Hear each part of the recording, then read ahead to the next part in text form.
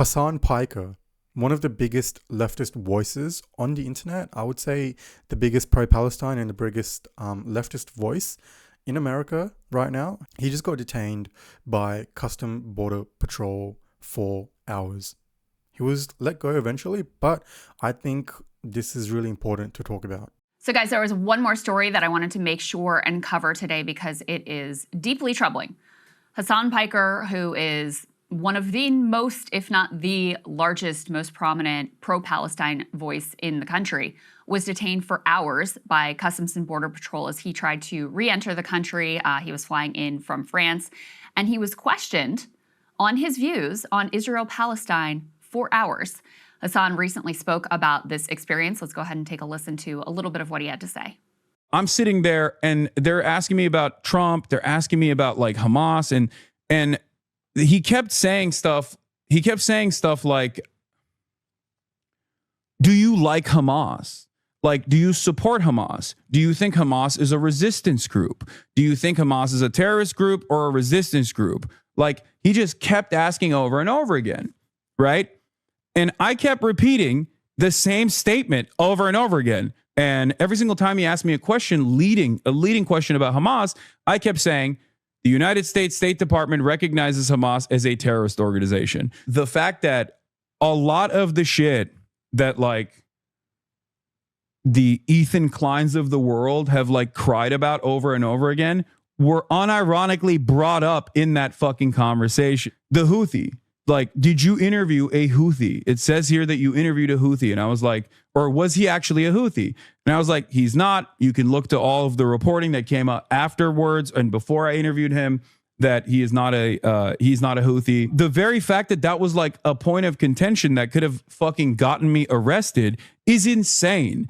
And I genuinely in that moment was thinking like, these fucking dumbass slop tubers are actually playing with fucking fire.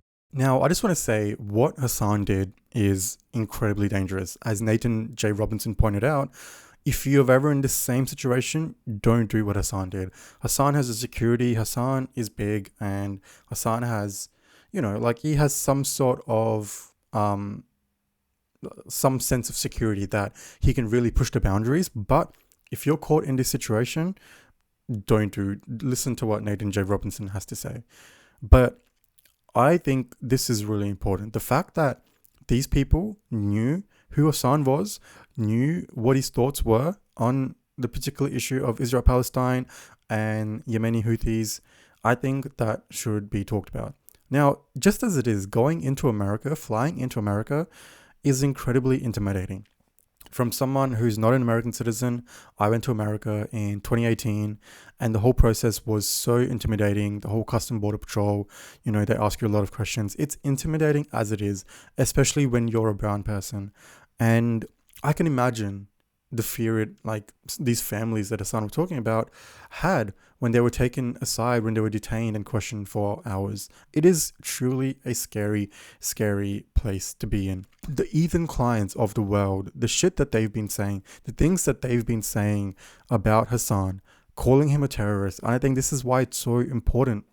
You know, accusing someone of supporting terrorism, you don't do that lightly. That's not something that you throw out in like a petty personal drama. And the fact that Ethan has been accusing Hasan of supporting terrorism for many, many months at this point just goes to show, like Hasan said, it's playing with fire. It's not a joke at that point, especially when you have Trump, who is literally has fascist tendencies.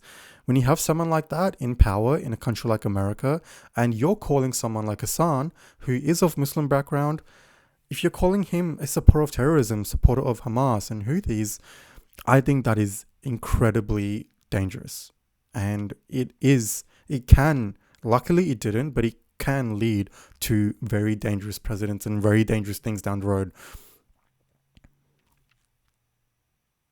Calling anyone a terrorist is a very, very serious accusation, or even at the very least accusing someone of supporting terrorism just because they are incredibly pro-Palestine, I think it's incredibly stupid, incredibly disingenuous, and there should be pushback. People should take a stand against what these people are saying, because as you can see, I would say this has been like the first instance of Trump indirectly or directly affecting leftist political discourse in America. Like I don't know anyone else, any other leftist content creator who's experienced something like this, because they've been coming after pro-Palestine protesters. They jailed the leader of the pro-Palestine voice in America, and they've been, there's been reports of them using AI to look through people's social medias and all sorts of things that they've been doing, which completely pushes, the whole privacy and your right to your own privacy. And that's been a big fear of me as well. The fact that Trump is in power, is this the time to visit America? Because I love America. The last time I went was 6 years ago. Was it 6 years ago? 7 years ago. It's been a long time. But I really want to go back. And I've been thinking, I have said a lot of things about Trump, a lot of not nice things about Trump online. And I will continue to do so.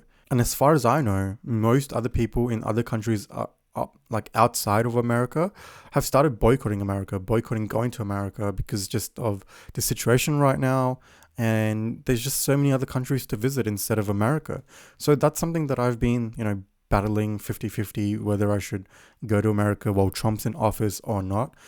And especially when you have things like this happening, Hassan being an American citizen makes this like even more, scarier, because this is how it starts. They come after people who are descending the government, criticizing the government.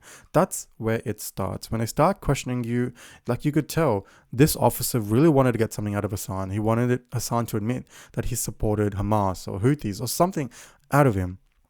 And this is something that Ethan Klein has been accusing Hassan of doing. He's been accusing Hassan of platforming Houthi terrorists, supporting Houthi terrorists, supporting Hamas. And I think now you've really seen this get from a petty internet drama into real world, where Hasan got detained for many hours.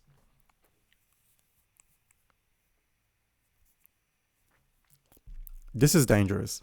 And it's especially being someone of a leftist creator myself, it's kind of scary because I see the same kinds of things happening in India right now. Anyone who criticizes the government, it's, it's shaky. It's shaky ground. There's been reports of people, being sent to jail just for tweeting about, the government, saying something about the government. It's a scary, scary time. Like recently, when between this whole India-Pakistan war, you had India literally shut down and ban one of the news organizations, The Wire, because they went against the government narrative, which is, that needs its entire own video, which I will get to. But I think you're starting to see a dangerous trend around the world, in America and in India, and you have to, they want you to be scared. They want you to not speak up about these things. They don't want you to protest. They don't want you to. And I would say, honestly, the fact that this is happening is, as bittersweet as it is, it's really, really messed up that it is happening. But it's also, at the same time, you can tell that there's an effect happening. Like these things, it's really affecting the people in power. It's not just in vain.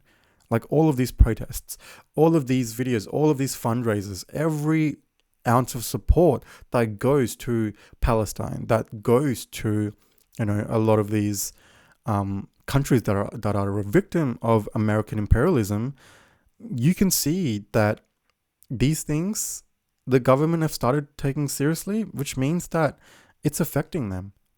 So whenever someone says, oh, what is a protest going to do? This is what it's going to do.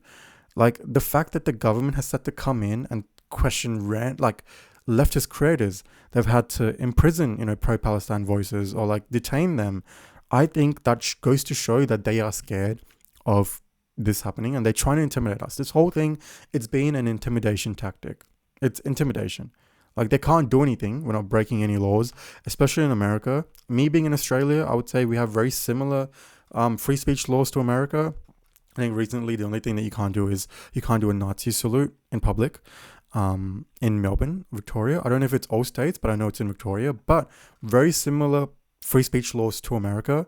And the fact that the government have started cracking down on this, it's messed up, but it also means that it's not in vain. All of these things are starting to move ground. And politics is always about moving in a certain direction. Protesting is about pushing the narrative, or not the narrative, or like pushing the goalpost, pushing, like pushing the plight of the people towards a certain direction. And I think that's what you're seeing now. Hasan being questioned for his supporting of Hamas, all of these things I think is really messed up, but it also means that we need to be careful, but at the same time, this is making a change. This is pissing them off. And when you know that you're pissing someone off, especially people in power, when you're pissing off people in power, that is a good thing.